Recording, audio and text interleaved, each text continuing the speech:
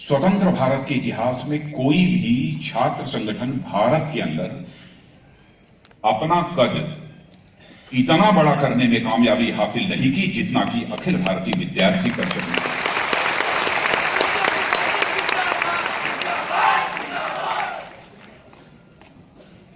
अखिल भारतीय विद्यार्थी परिषद जिस प्रकार के कार्यक्रमों को अपने हाथ में लेता है, कोई संगठन के नजदीक जाकर ही समझ सकता है कि भारत में नेशनल इंटीग्रेशन के लिए इस अखिल भारतीय विद्यार्थी परिषद ने कितनी महत्वपूर्ण भूमिका का निर्वाह किया है। नौजवानों के अंदर नेशनल फीलिंग को स्ट्रेंथन करने में जो भूमिका अखिल भारतीय विद्यार्थी परिषद ने निभाई है, मैं कहना चाहता हूं, कोई भी समझदार व्यक्ति होगा तो उसे भूल नहीं सकता है।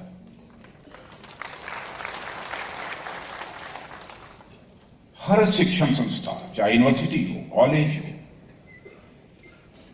प्राय कहीं कम कहीं अधिक इस अखिल भारतीय विद्यार्थी परिषद की गतिविधियां देखने को मिलती हैं।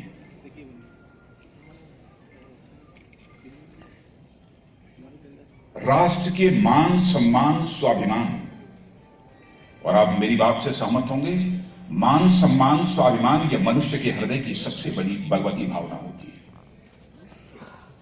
लोगों के अंदर यह भारत के प्रति, इस राष्ट्र के प्रति, नौजवानों के अंदर इस स्वाभिमान के आग प्रज्वलित करने में महत्वपूर्ण भूमिका इस अखिल भारतीय विद्यार्थी परिषद ने निभाई है। और मान, सम्मान, स्वाभिमान कि मनुष्य के जीवन में क्या अहमियत होती है, यह आपको बताने की जरूरत नहीं है। यह स्वाभिमान व्यक्तिगत भी होता है, सामाजिक भी होता है, राष्ट्रीय भी होता है। आपको कोई एब्यूज करे, गाली दे दे, अपशब्दों का प्रयोग करे, व्यक्तिगत स्वाभिमान जाग उठता है, आप उससे दो दो हाथ करने के लिए तैयार हो जाते हैं। यदि आप नॉर्थ ईस्ट के रहने वाले हैं, असम के रहने वाले हैं, मेघालय के, कर्नाटक के, नागालैंड के, कोई यदि नागालैंड वासियों को कोई गलत शब्दों का प्रयोग कर दे तो आपका अपने राज्य का स्वाभिमान, अपने समाज का स्वाभिमान जागृत होता है। वैसे ही देश की सीमाओं पर यदि विदेशी ताकतें आंख उठाकर देखने की कोशिश करती हैं, सारा यह भारत सारे भेदभावों से ऊपर उठकर विदेशी ताकतों का मुकाबला करने के लिए एकजुट होकर खड़ा हो जाता है। उस समय जो भावना पैदा होती है, उसे ही हम कहते हैं राष्ट्रीय स्वाभिमान की भावना, स्पिरिट ऑफ नेशनल प्राइड, इसे ही कहते हैं। इस राष्ट्रीय स्वाभिमान की भावना को जगाने में यह विद्यार्थी परिषद बहुत ही महत्वपूर्ण भूमिका का निर्वाह कर रहा है। सील का यह स्वर्ण जयंती वर्ष है। मैं अभिनंदन करना चाहता हूं अपने असम नागालैंड के राज्यपाल आदरणीय पद्मनाभाचार्य जी।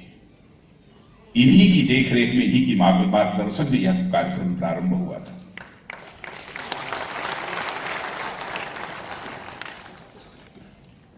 और उस समय जब हम लोग भी छात्र थे, नॉर्थ ईस्ट के छात्र इस देश के दूसरे भागों में जाते थे, लोगों से मिलते थे, जुलते थे। उन्हें, बहुत छात्रों को जानकारी नहीं थी कि हम जिस भारत के नागरिक हैं, वो हमारा भारत कैसा भारत है। जहां रहते थे समझते थे कि सारी दुनिया यही है। आज भी मैं एक उदाहरण देना चाहता हूं। अभी 10 दिन पहले कश्मीर के कुछ छात्र, लगभग 200-250 छात्र मुझसे कश्मीर वैली से मिलने के लिए मुझसे आए थे। मैंने उनके साथ बातचीत की। बातचीत में के बाद एक लड़के ने मिलकर मुझसे हाथ मिलाते हुए, सर शेक हैंड, हाथ मिलाया मैंने, उसको मैंने सीने से लगाया।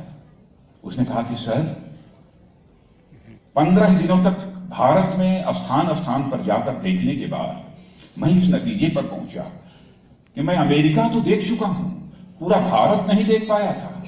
मैं कह सकता हूं कि हमारा भारत अमेरिका से भी बढ़िया है, न्यूयॉर्क से भी बढ़िया हमारा भारत है। इस बात में भी बड़ी रखना।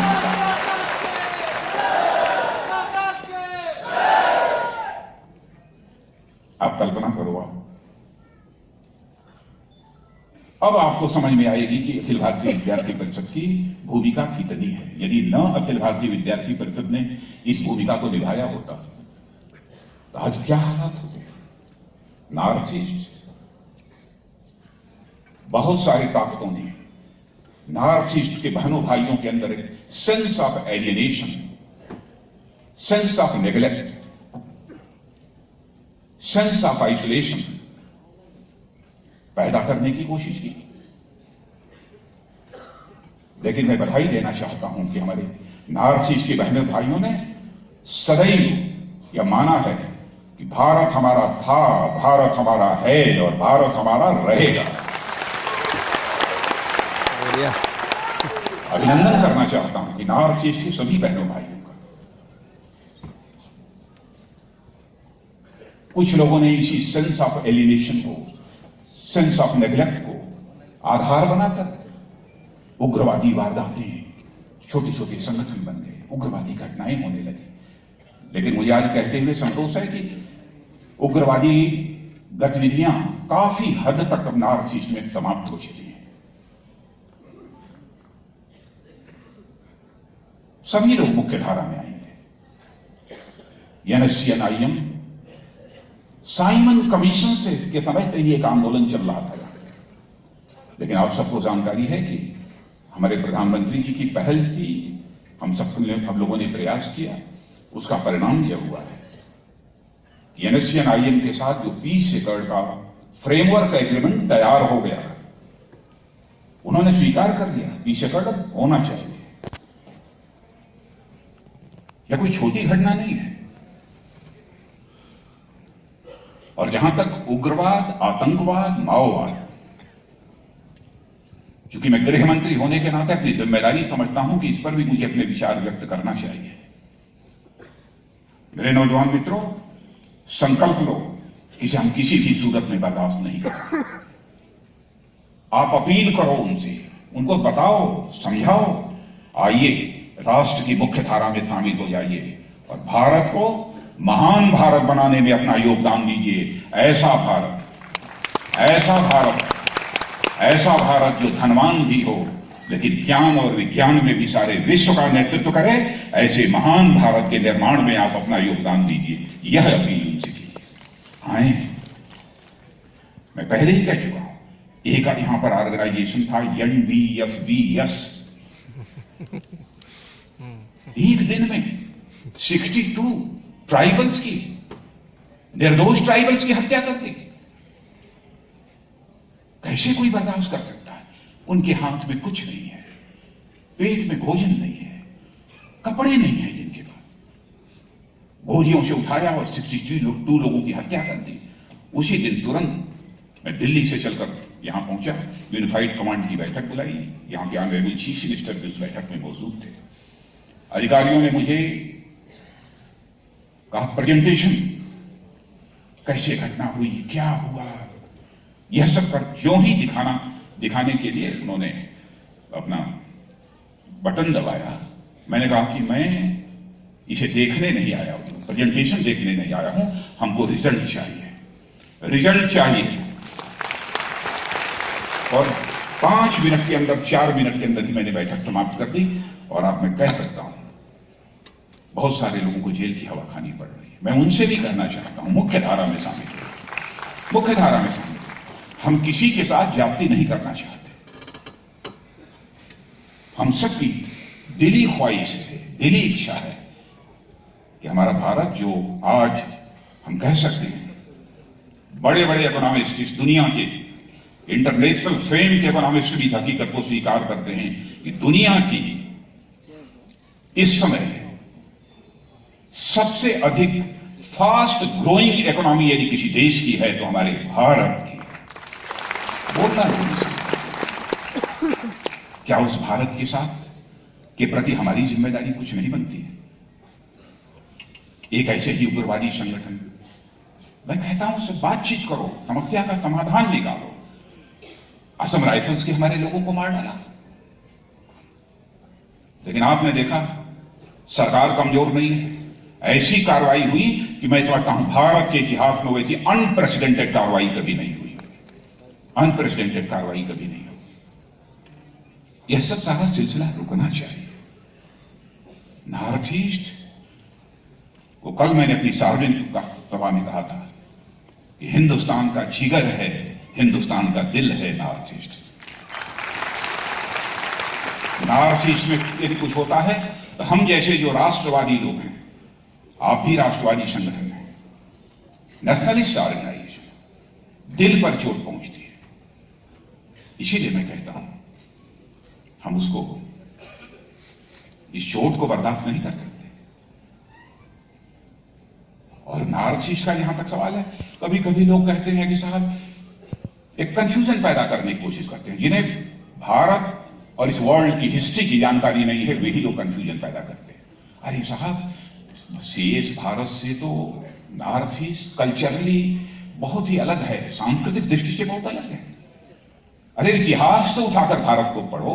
और मैं समझता हूं इस पर किसी न किसी ने भाषण यहां दिया होगा, इसलिए उस पर मैं नहीं आता हूं। जिस नॉर्थ ईस्ट की 1100-1200 किलोमीटर की सीमा चीन के साथ है, हमारी 1100 से 1100 to 1200 अप्रोक्सीमेटली। आपको मालूम है उस चीन के पेशिंग यूनिवर्सिटी के वाइस चांसलर मिस्टर वू सी ने लिखा है, कहा है, India has culturally dominated and controlled the China for more than 2000 years without sending a single soldier. अब आप ये कल्पना करो कि यदि चाइना जो कि हमसे अलग है, पड़ोस में है, 1100 किलोमीटर की सीमा भारत से नॉर्थ ईस्ट से टच करती है, वह जब कह रहा है कि 2000 वर्षों तक सांस्कृतिक दृष्टि से यदि किसी ने हमारे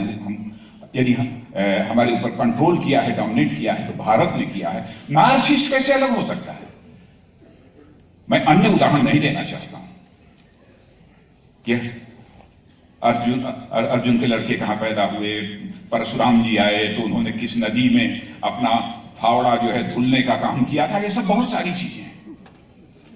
मेरे नौजवानों, मानकर चलना कि भारत एक है और भारत एक रहेगा। भारत एक है, भारत एक रहेगा। भारत को आजादी दिलाने के लिए जी चंद्रशेखर आजाद, सरदार भगत सिंह, खुदीराम बोस जैसे लोगों ने हंसते हंसते फांसी के फंदे को चूम लिया था।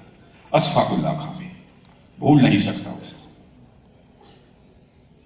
अशफाकुल्ला, चंद्रशेखर आजाद, 26 साल की जवानी। विदेशियों के रिवाल्वर की गोली हमारे जिस्म में प्रवेश नहीं करनी चाहिए, इसलिए अपने ही रिवाल्वर की अंतिम गोली अपने सीने में दागने का काम किया है। ऐसे लोगों ने भारत के मान सम्मान स्वाभिमान को बढ़ाया।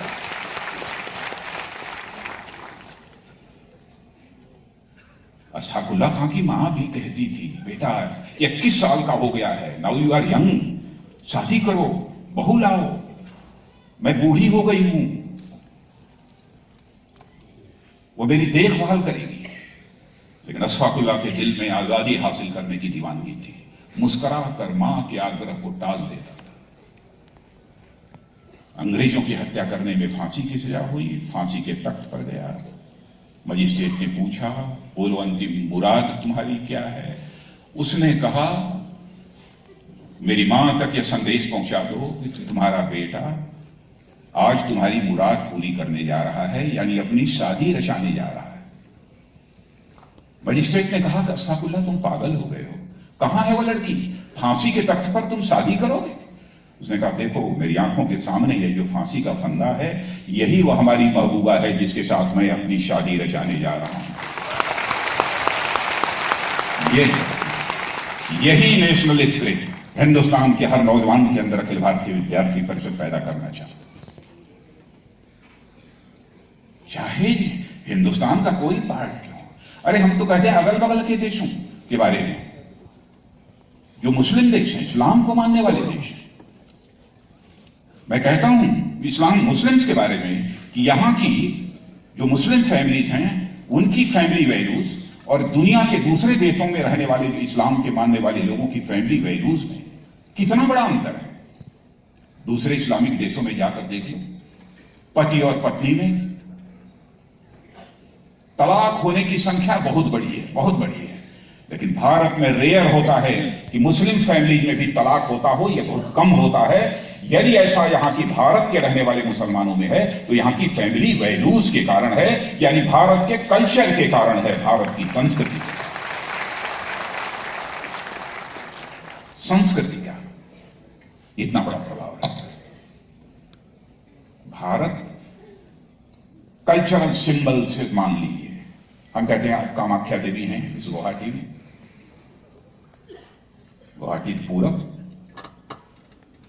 पश्चिम में चले जाइए मुंबई में मुंबा देवी, यहां कामाख्या देवी पूरब, उत्तर में चले जाइए वैष्णो देवी, दक्षिण में चले जाइए कन्याकुमारी, सारी देवियां एक ही शब्द की रूप हैं।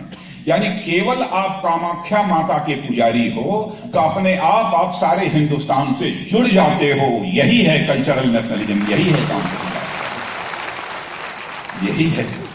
कैसे दुनिया की कोई ताकत हमको अलग कर सकती है? नहीं कर सकती।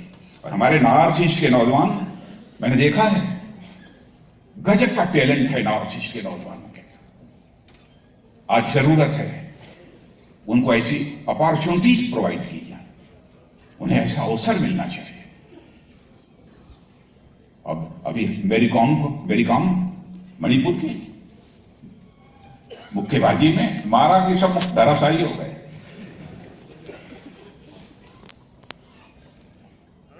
और ऐसे कई नाम हैं, वो सब सारे नामों की बहुत लेटेस्ट जो भी था उसकी मैंने चर्चा। फुटबॉल टीम के भूतिया जी, भूतिया ना, हाँ, वो इंटरनेशनल लेवल के, हम लोग उनका नाम सुना करते थे, वो थे। यहां टैलेंट की कमी नहीं है, अवसर मिलना चाहिए। मैंने अभी एक सभा में अपने कहा था कि हम तो सचमुच दिल की ख्वाहिश यदि हमारे दिल की इच्छा यदि कोई पूछे तो हम लोग तो ऐसे हालात पैदा करना चाहते हैं कि हमारे नॉर्थ ईस्ट का नौजवान मौके और मुकद्दर का मोहताज न रह जाए। हम ऐसे हालात यहां पैदा करना चाहते हैं। ज्ञानशील एकता, यही था ना मोटो, यही है ना, बदल तो नहीं गया। ज्ञानशील, शील माने चरित्र से, चरित्र से।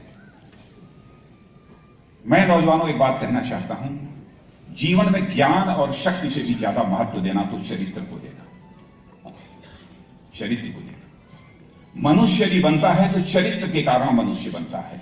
ज्ञान और एकता तो नंबर 2 और नंबर 3 पर, चरित्र के कारण। जब स्वामी विवेकानंद, अभी 12 जनवरी उनका जन्मदिन है, आने वाला है, स्वामी विवेकानंद जब बोस्टन में गए तो लोग देखकर उनको हंसने लगे, मुस्कुराने लगे। गेरुआ वस्त्र पहना था और इस पर यह बांध रखा था, कहां से आ गया यह जल्दी, लोग कहने लगे कैसा आदमी है। तो स्वामी विवेकानंद ने कहा था कि in your country tailor makes the man, but in our country character makes the man. Swami Vivekananda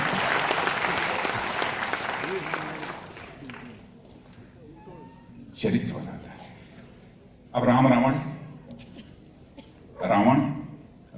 भगवान राम से ज्यादा धनवान भी थे, सोने की लंका थी, राम के पास नहीं था। मृत्यु पर विजय प्राप्त की थी रावण ने, बलवान भी थे, प्रकांड विद्वान माने जाते थे। भगवान राम से विद्वान भी थे, धनवान भी थे, बलवान भी थे, विद्वान भी थे राम से।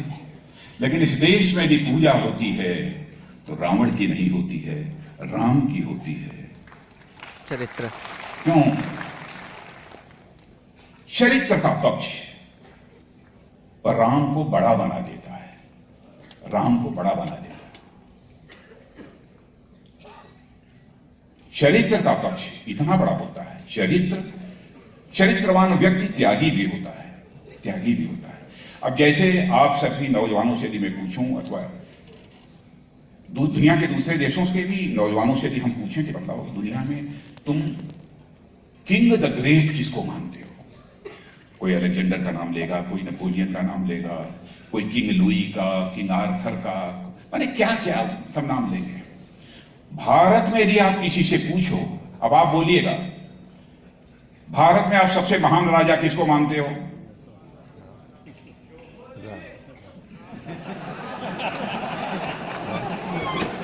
क्या? स्वाभाविक रूप से कोई बच्चा उत्तर देगा कि भगवान राम को माने। क्यों? राजा हरिश्चंद्र को माने।